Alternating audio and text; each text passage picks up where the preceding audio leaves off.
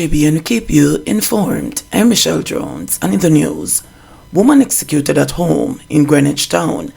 A woman was fatally shot in the head in her yard at her home in Greenwich town, Kingston, last night.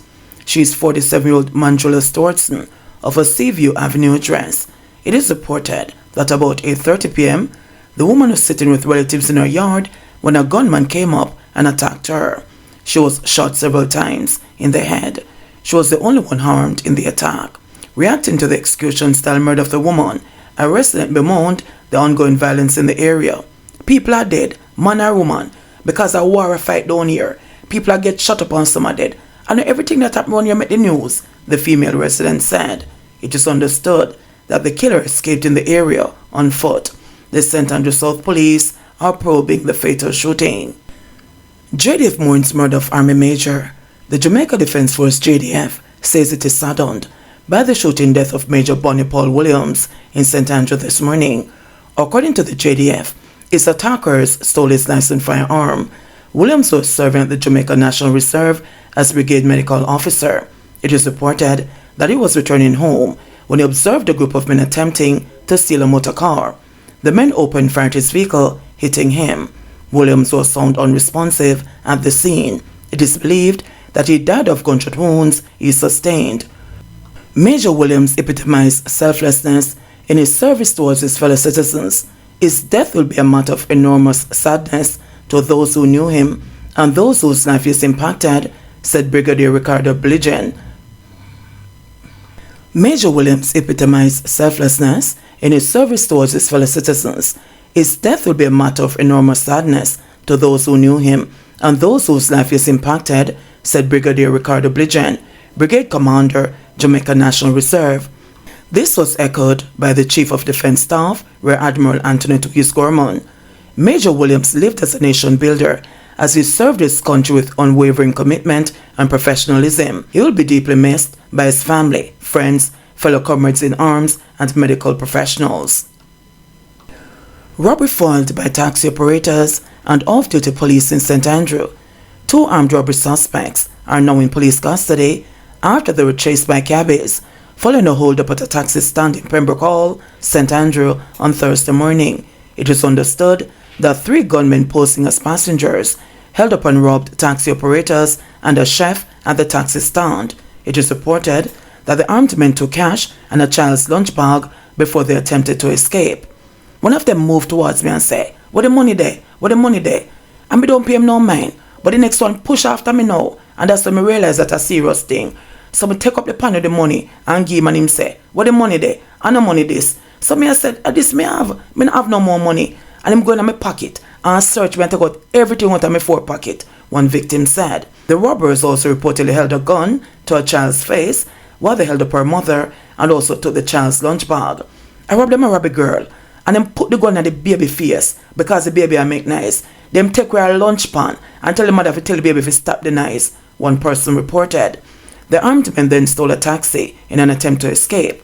However, other taxi operators gave chase. During the chase, the robbers crashed into an off-duty police officer's vehicle in Queensberry, St. Andrew. The armed men then exited the crashed Toyota Probox and tried to escape on foot, but the officer reportedly fired several warning shots. 2 of the robbers were subsequently caught and a gun seized. The police are currently in search of the 3rd robber. 2 killed in Westmoreland home invasion. 2 men were shot dead by gunmen at Cornwall Hertford in Whithorn, Westmoreland on Thursday night. They have been identified as 22-year-old Emron Hansen and the 38-year-old Brian Tullo, both residents of the community.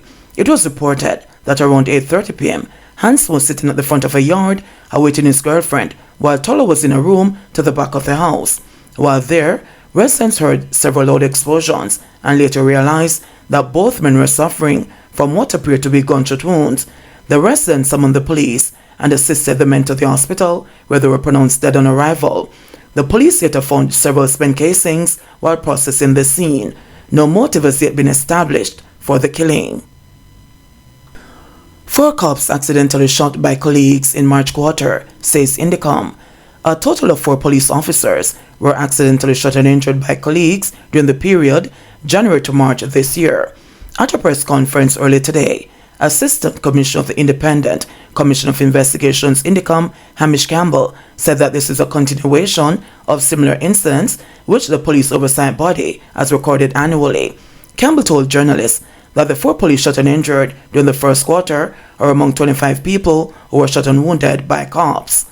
He indicated that every month, Indicom receives reports of the police accidentally shooting themselves. The Indicom Assistant Commissioner said that this issue should be addressed by the Jamaica Constabulary Force to determine whether there is carelessness or negligence with regard to their officers shooting themselves.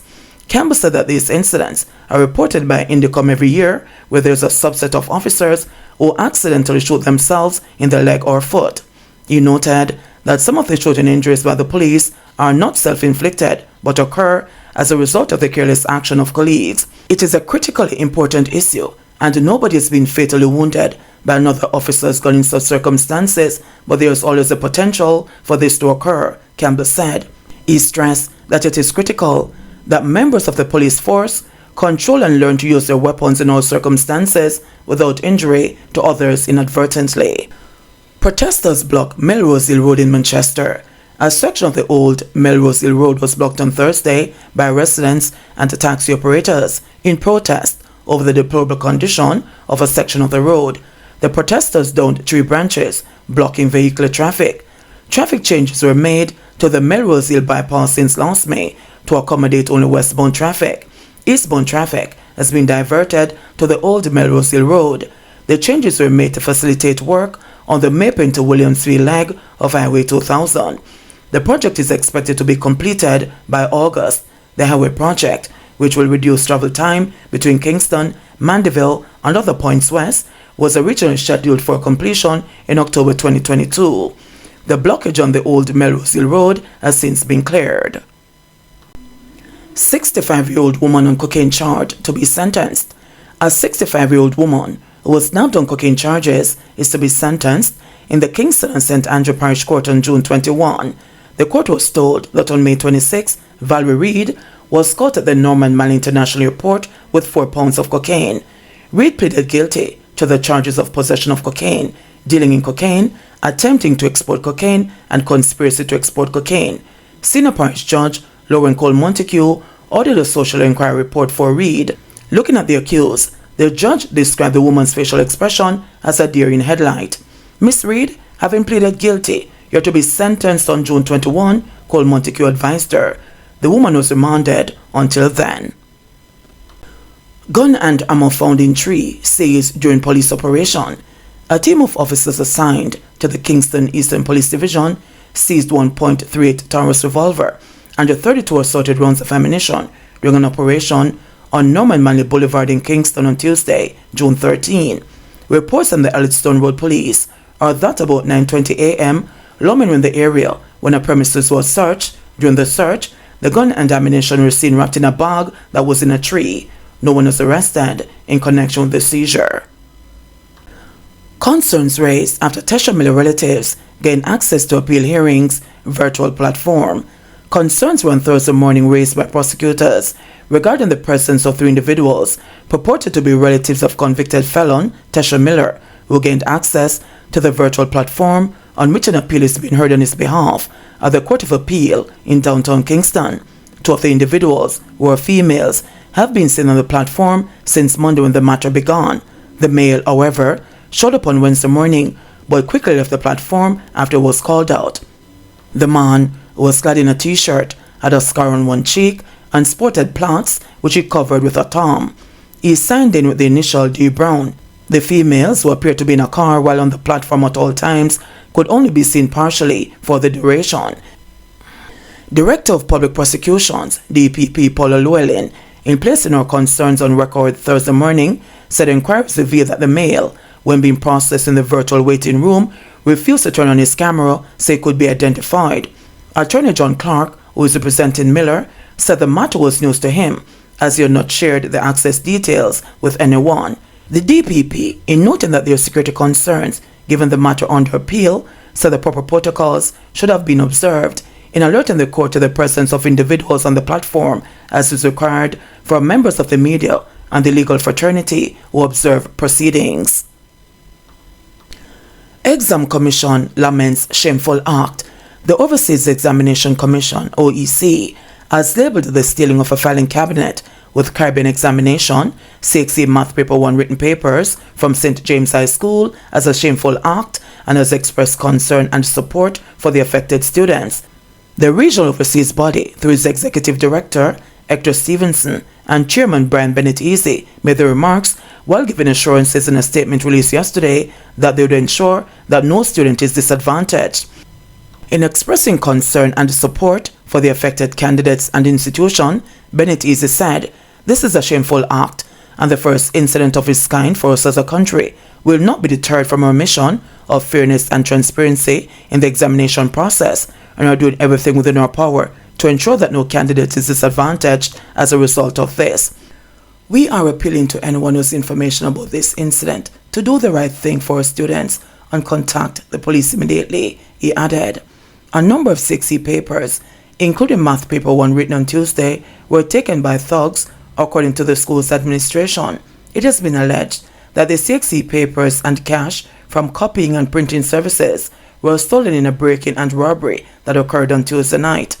2 filing cabinets were stolen from the administrative office, one containing CXC documents, including Math Paper 1 for more than 100 students who sat on Tuesday, Joseph Williams, the school's principal, said. Williams said that the second cabinet, which included data about the school's tuck shop, was abandoned at the main door after security raised the alarm and requested reinforcements. He said the break-in and robbery were reported to the CXC and the police, who are now conducting separate investigations. When asked about the impact of the stolen exam papers, Williams responded, "We have reported the matter to CXC. It is they who will determine how the disappearance of those written papers and others will affect the students' examination." A release from the CXC, which is led by Chief Executive Director Dr. Wayne Wesley, stated that they were gravely concerned. "This is of grave concern to CXC," the regional examination body related in the statement issued yesterday. CXC is determining the course of action and will communicate with the regional ministries of education today, the release stated. Williams, in the meantime, expressed optimism that the stolen file cabinet and its contents will be recovered in one piece for the benefit of the kids who had worked so diligently to reach this point in their lives. The OEC apologized for any inconvenience or potential anxiety that may be caused by this unforeseen event and asks for your patience and cooperation as we seek to resolve the matter in the best interest of all affected. It also said that the investigation, which is ongoing, is being treated with priority at the highest level, and noted that they were also working closely with the principal of the institution and the CXC to determine the full extent of the loss and the possible impact on the examination process. Stevenson, in the meantime, gave additional assurance, stating in the release that the OEC is committed to maintaining the integrity and fairness of the examinations in Jamaica and will update stakeholders on the status of the papers as soon as more information becomes available. JBN will keep you informed. Please remember to subscribe, like, share, leave us a comment, and click the notification bell to receive our daily news items.